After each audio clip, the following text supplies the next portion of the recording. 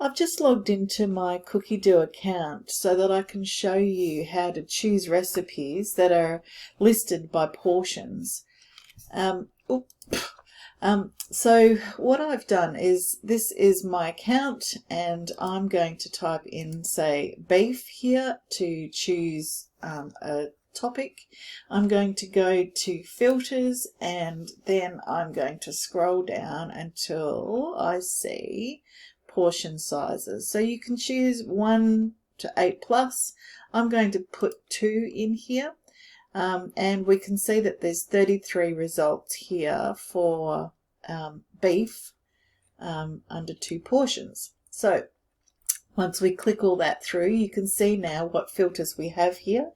We've got portions to English speaking language, and there's 33 results.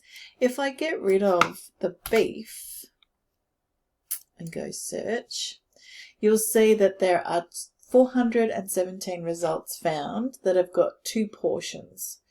So we just scroll through and choose a recipe that we like, and click on it, and you'll see that we've got now serving size as 2 portions. And that's how you do it. I hope it helps.